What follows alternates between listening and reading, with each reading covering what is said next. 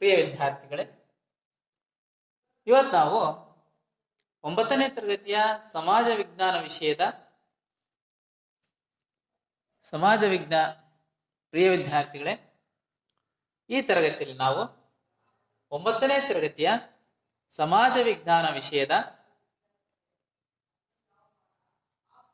ಸಮಾಜಶಾಸ್ತ್ರ ವಿಭಾಗದ ಕುಟುಂಬ ಮೊದಲನೇ ಅಧ್ಯಾಯವಾಗಿರ್ತಕ್ಕಂತಹ ಕುಟುಂಬ ಅನ್ನೋ ಪಾಠದ ಬಗ್ಗೆ ತಿಳಿದುಕೊಳ್ಳೋಣ. ಸೊ ಈ ಅಧ್ಯಾಯದಲ್ಲಿ ನಾವು ಯಾವ ಅಂಶಗಳ ಬಗ್ಗೆ ತಿಳ್ಕೊಳ್ತೀವಿ ಅಂತ ನೋಡ್ತಾ ಹೋದ್ರೆ, ಮೊದಲನೇದಾಗಿ ಕುಟುಂಬದ ಅರ್ಥ.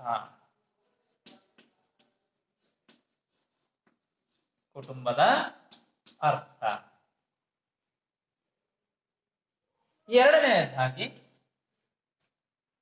ಕುಟುಂಬದ ಲಕ್ಷಣಗಳು. ಕುಟುಂಬದ ಲಕ್ಷಣಗಳು. ಮೂರನೇದಾಗಿ ಕುಟುಂಬದ ಪ್ರಕಾರಗಳು.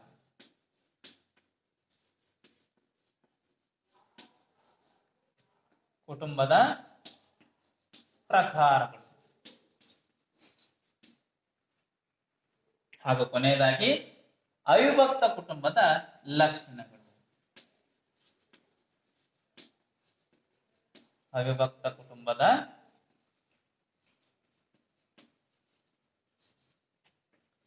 ಲಕ್ಷಣಗಳು. ಈ ಎಲ್ಲ ಅಂಶಗಳ ಬಗ್ಗೆ ತಿಳಿದುಕೊಳ್ಳೋಣ. ಮೊದಲನೇದಾಗಿ ಕುಟುಂಬದ ಅರ್ಥ, ಕುಟುಂಬದ ಲಕ್ಷಣಗಳು, ಕುಟುಂಬದ ಪ್ರಕಾರಗಳು ಹಾಗೂ ಅವಿಭಕ್ತ ಕುಟುಂಬದ ಲಕ್ಷಣಗಳು. ಈ ಅಂಶಗಳ ಬಗ್ಗೆ ಈ ಅಧ್ಯಾಯದಲ್ಲಿ ತಿಳಿದುಕೊಳ್ಳೋಣ. ರೈಟ್? ಇಲ್ಲಿ ಕುಟುಂಬ ಎನ್ನುವುದು ಒಂದು ಸಾಮಾಜಿಕ ಸಂಸ್ಥೆ. ಸಾಮಾಜಿಕ ಸಂಸ್ಥೆ ಅಂದ್ರೆ ಮಾನವ ಸಮಾಜ ಮೂಲಭೂತ ಬಯಕೆಗಳನ್ನ ಈಡೇರಿಸಿಕೊಳ್ಳುವ ಉದ್ದೇಶದಿಂದಾಗಿ ಹಲವು ಸಾಮಾಜಿಕ ಸಂಸ್ಥೆಗಳನ್ನ ರೂಪಿಸಿಕೊಂಡಿದೆ. ಇಂತಹ ಸಂಸ್ಥೆಗಳಲ್ಲಿ ಕುಟುಂಬ ಅತ್ಯಂತ ಪ್ರಮುಖವಾದದ್ದು.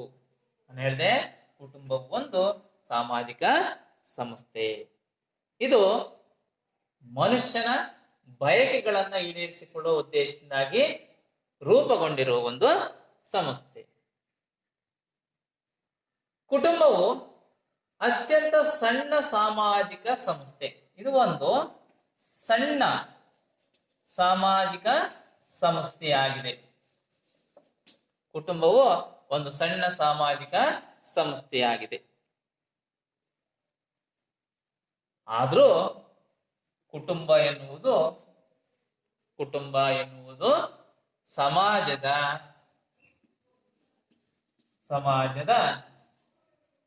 ಏನು ಮೂಲ ಸಂಸ್ಥೆ. ಸಮಾಜದ ಮೂಲ ಸಂಸ್ಥೆ. ಕುಟುಂಬವು ಸಮಾಜದ ಮೂಲ ಸಂಸ್ಥೆಯಾಗಿದೆ. ಸಮಾಜದ ಎಲ್ಲ ಚಟುವಟಿಕೆಗಳು ನಡೆಯುವುದು ಕುಟುಂಬದ ಆಧಾರದಲ್ಲೇ. ಅಂದರೆ ಕುಟುಂಬದ ಸದಸ್ಯರೇ ಸಾಮಾಜಿಕ ಸಂಸ್ಥೆಗಳ ಸದಸ್ಯರು ಆಗಿರುತ್ತಾರೆ. ಕುಟುಂಬದ ಲಕ್ಷಣಗಳನ್ನ ಅರ್ಥ ಮಾಡಿಕೊಳ್ಳುವ ಮೂಲಕ ಅದನ್ನ ನಾವು ಸವಿವರವಾಗಿ ತಿಳಿಯಬಹುದು. ಅರ್ಥ ಆಯ್ತು? ಕುಟುಂಬವು ಒಂದು ಸಾಮಾಜಿಕ ಸಂಸ್ಥೆ, ಒಂದು ಚಿಕ್ಕ ಸಾಮಾಜಿಕ ಸಂಸ್ಥೆ ಆದ್ರೂ ಇದೊಂದು ಮೂಲ ಸಂಸ್ಥೆ. ಕುಟುಂಬದ ಅರ್ಥ.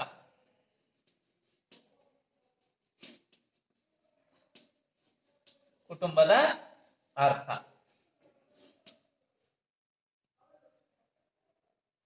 ಕುಟುಂಬ ಎನ್ನುವ ಪದ ಇಂಗ್ಲಿಷ್ ಭಾಷೆಯ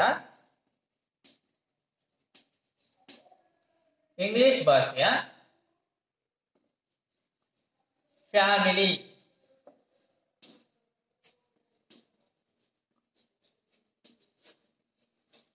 ಫ್ಯಾಮಿಲಿ ಎಂಬ ಪದದಿಂದ ಬಂದಿದೆ. ಈ ಫ್ಯಾಮಿಲಿ ಎನ್ನುವ ಪದ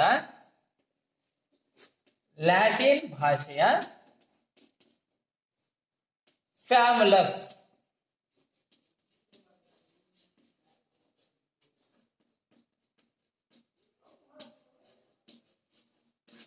ಫ್ಯಾಮುಲಸ್ ಎಂಬ ಪದದಿಂದ ಬಂದಿದೆ. ಫ್ಯಾಮುಲಸ್ ಎಂದರೆ ಆಳು, ಆಳು ಎಂಬ ಅರ್ಥವನ್ನ ಕೊಡುತ್ತೆ. ಅಂದ್ರೆ ಹಿಂದಿನ ಕಾಲದ ಕುಟುಂಬಗಳಲ್ಲಿ ಗಂಡ ಹೆಂಡತಿ ಮತ್ತು ಮಕ್ಕಳುಗಳಲ್ಲದೆ ಇತರ ಸದಸ್ಯರು ಇದ್ದರೆಂದು ಇದರಿಂದ ನಮಗೆ ತಿಳಿಯುತ್ತೆ. ಯಾಕೆ? ಆಳು ಅನ್ನೋ ಪದದಿಂದ ನಮಗೆ ಇದೆಲ್ಲ ತಿಳಿಯುತ್ತೆ. ಇಂದು ಇತರೆ ಮಕ್ಕಳು ಇಲ್ಲದ ತಂದೆ ತಾಯಿಗಳು ಮಾತ್ರ ಇರುವ ಮತ್ತು ದತ್ತು ಮಕ್ಕಳನ್ನು ಹೊಂದಿರುವ ಕುಟುಂಬಗಳು ಇವೆ. ಕುಟುಂಬದ ಸದಸ್ಯರ ಒಳಗಿನ ಸಂಬಂಧವು ಮುಂದಿನ ಪಾಠಕ್ಕೆ ಹೋಗೋಣ.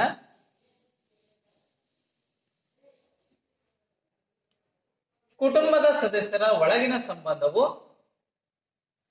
ಒಂದೇ ರಕ್ತ ಸಂಬಂಧದಿಂದ ನಿರ್ಧಾರವಾಗುತ್ತದೆ. ಇಲ್ಲಿ ವಿವಾಹ, ರಕ್ತ ಸಂಬಂಧ ಹಾಗೂ ದತ್ತು ಸ್ವೀಕಾರ, ದತ್ತು ಸ್ವೀಕಾರವನ್ನ ಒಳಗೊಂಡಿರುತ್ತದೆ. ಇದು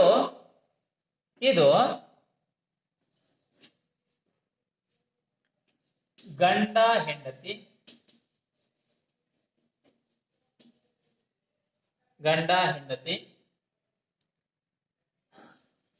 ತಂದೆ ತಾಯಿ, ಮಗ ಮಗಳು, ಸಹೋದರ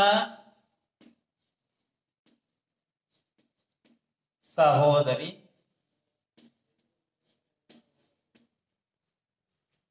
ಸಂಬಂಧವನ್ನ ಹೊಂದಿ ತಮ್ಮ ಸ್ಥಾನಕ್ಕೆ ಪೂರಕವಾಗಿ ಪಾತ್ರಗಳನ್ನ ನಿರ್ವಹಿಸಿ ಸಾಮಾನ್ಯ ಸಂಸ್ಕೃತಿಯನ್ನು ರೂಪಿಸಿಕೊಳ್ಳಿ ನಿರತರಾಗಿರುತ್ತಾರೆ.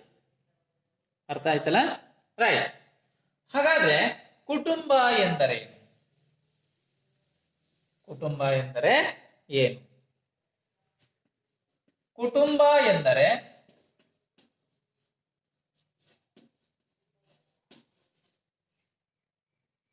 ಕುಟುಂಬ ಎಂದರೆ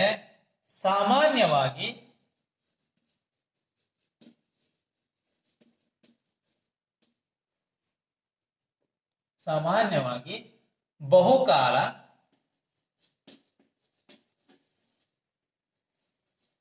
ಸಂತತಿ ರಹಿತ ಅಥವಾ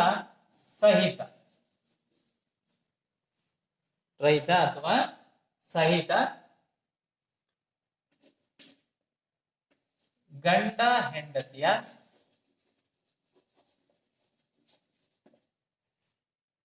ಸಂಘ ಜೀವನ.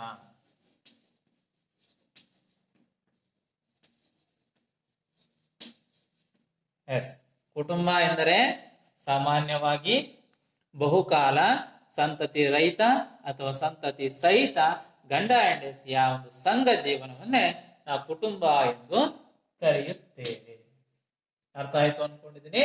ಇದರ ಮುಖ್ಯ ಆಧಾರ ಎಂದರೆ ರಕ್ತ ಸಂಬಂಧ ಮತ್ತು ಭಾವನೆಗಳು.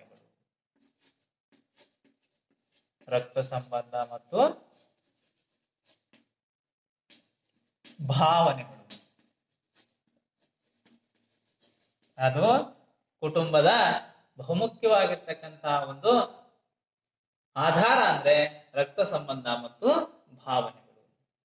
ಕುಟುಂಬವು ಕೇವಲ ಸಂತಾನೋತ್ಪತ್ತಿ ಮತ್ತು ಮಕ್ಕಳ ಪಾಲನೆ ಪೋಷಣೆಗಳನ್ನ ಮಾತ್ರ ಮಾಡದೆ ಸಾಮಾಜೀಕರಣ ಪ್ರಕ್ರಿಯೆಯ ಮೂಲಕ ತನ್ನ ಸದಸ್ಯರನ್ನ ವಿಸ್ತೃತ ಸಮಾಜದ ಸದಸ್ಯರನ್ನಾಗಿ ಮಾಡುವ ಪ್ರಕ್ರಿಯೆಯಲ್ಲಿ ತೊಡಗಿಕೊಂಡಿರುತ್ತದೆ.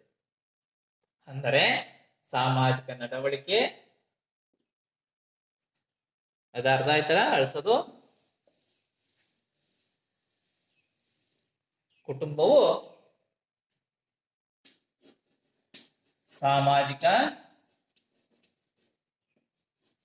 ನಡವಳಿಕೆ,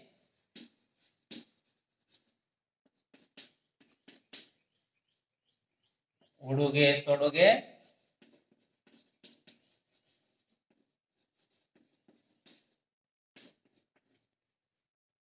ಆಚಾರ ವಿಚಾರ,